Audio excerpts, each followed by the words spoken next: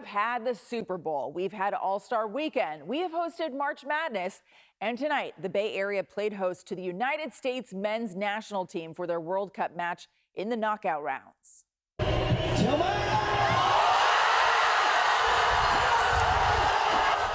Oh, you love to hear it. That was the moment when the U.S. scored their second goal of the match against Bosnia and Herzegovina to seal the deal. That was the crossing at East Cut near Salesforce Tower in the city. That's where I was this afternoon, talking to fans. More on our moment of shared panic in a bit. But for all of the watch parties we had in San Francisco, the main focus was down south in Santa Clara. USA! USA! USA! The American Outlaws, the official supporters club for the American soccer teams, flooded the streets of Santa Clara ahead of the match today. They marched to Levi Stadium after tailgating, really kicking off the party and getting it started. To be fair, World Cup tickets do not come cheap in the knockout rounds, especially for a home match. And if you couldn't get in there, San Pedro Square may have been the next best place to be. And that is where we find our Andrea Nakano. Now, Andrea, I know it's been multiple hours since all of the excitement, but it did look like it was busy earlier.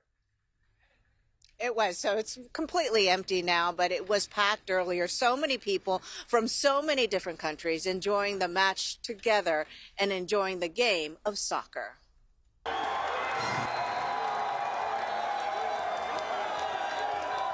Fans celebrated loudly and proudly after the U.S. held off Bosnia and Herzegovina. It's amazing. This whole crowd, we are USA #1, and we're going to continue going, baby. We got this. From the national anthem to the ups and downs throughout this match, fans were glued to the action going on just down the street at Levi Stadium. To be with everybody, right? We've been watching at home, and we wanted to be a part of the experience. Obviously, we couldn't afford the $5,000 entry fee to the stadium, so this is a nice next best option. Businesses were loving the game as well. At O'Flaherty's, it was elbow to elbow in the patio as people watched on the screens. The whole atmosphere, everybody, the world coming together, it's amazing. Yeah. It's so nice to see people from all over the world celebrating all their different teams and everyone just having a good time celebrating life. Fans from Bosnia and Herzegovina were also sprinkled into the crowd. It's obvious the World Cup has brought people together to celebrate the game of soccer. I love the game. I'm not from America, but I love the game. I'm from the Middle East. I'm from Iraq. My country lost, but I'm excited. No English very good. I'm excited! America, let's go! Let's go, America! San Pedro Square is showing all 104 matches, so they will be at this again tomorrow. The next game is Spain and Austria, and that game starts at noon. Sarah? I just am never not amazed at the crowds that we're seeing over there, Andrea. It's just absolutely amazing. Yeah, apparently there were more people yesterday for the Mexico match, and there were about 13 to 15,000 today and 30,000 yesterday. So it is amazing how many people come out to watch these soccer matches. Unreal. Andrea, thank you so much for your reporting. Okay, with all of these people, you have to start thinking about crowds and traffic. And some people drive to Levi's and pay a lot of money for parking. Others take the train, though. One group took Caltrain together as part of a big reunion trip. The Morris family said it was supposed to be a surprise. She can't keep a secret, so she told me. And then on Father's Day, he told me, hey, I have tickets for you to go to the game. I couldn't believe it. My father came from Jamaica, got a soccer scholarship in college. He was a huge fan. All right, the family said it ended up being the best gift ever, even if the surprise was blown. Thousands of fans, though, packed Levi Stadium, or as it's known right now, the San Francisco Bay Area Stadium. That's a mouthful. Kevin Coe talked to some of those fans, including those who have been waiting since the last World Cup in the U.S. in 1994.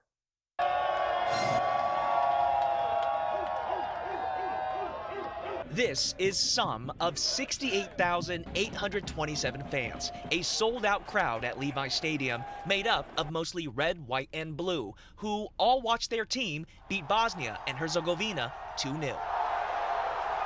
A USA soccer tradition, this World Cup has been the singing of John Denver's Take Me Home, Country Roads. It was no different in Santa Clara. Take me home, country roads. This is awesome! Yes! God! USA! USA! USA! USA! Maxwell, Colby, and Tyler are brothers from Salt Lake City. How are you feeling? I don't know. I've never cried at a sporting event, but I don't know. I'm teary-eyed right now, and I don't think I've ever felt something like this before. None of the brothers were born in 1994, the last time the U.S. hosted the World Cup. A year later, Major League Soccer was born, and American soccer culture has grown over decades. Fans we met tonight, like Al and Jim, who went to the World Cup games in '94, are hoping this tournament takes American soccer culture to the next level. Did you ever think you'd wear the hat again for something like this here locally? Absolutely not. I'm just so happy that I have it, even though it's deteriorated over the years. That unbelievable feeling extends into the next round. Na na na na na na na na. Hey, hey, hey, goodbye. Yes, let's go!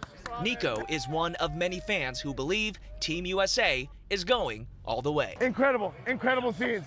I was sitting with all Bosnian fans and they were not very happy. Well, following the game, these Bosnian fans seem to be taking it pretty well. I am from Bosnia, take me to America. I really want to see the Statue of Liberty. Oh, Kevin knows the song. Okay, we have spent a lot of time, to be fair, on the U.S. fans, but there are a lot of Bosnia fans here in the United States. The Euro Grill in Santa Clara hosted a group of Bosnia and Herzegovina fans ahead of the match today, and some people traveled from far away to be there. We are from Denver, Colorado. We came to watch the Bosnia game today. I'm a first generation. I was born in Colorado. My parents were born in Bosnia, so you know, home is kind of in both spots. This was Bosnia's second time qualifying for the World Cup and their first time reaching the knockout stage. Okay, back to the watch parties. There was one at Thrive City again, where fans celebrated in a uniquely Bay Area way. Our Kelsey Thorud talked to fans about their hopes for the round of 16. It was a party at Thrive City as Team USA came out victorious in their round of 32 matchups. Amazing! We got a goal with one man down. USA all the way. The match, a nail-biter for fans. The team's first goal bringing the crowd to their feet, only for the mood to take a dramatic turn minutes later when star striker Flaren Balogun was issued a red card and ejected from the game. I'm a little upset about that, but I mean, if you look at the play, I mean, it was a little bit of a stamp. But the USA would persevere, adding a second goal to their lead before officially knocking Bosnia and Herzegovina out of the tournament, punching their ticket to the round of 16. We're going to go all the way. Let's go! But we want to see a Pepe goal. We want to see a Pulisic goal. Maybe even McKinney in there since Balogun is out. The next match set for Monday in Seattle against Belgium. Fans at Thrive City told me they can't wait to come back out here to watch that one. I'm from San Jose, and this is way better than San Jose San Pedro Square. Chase Center is the best. Go Warriors, go USA, go Val.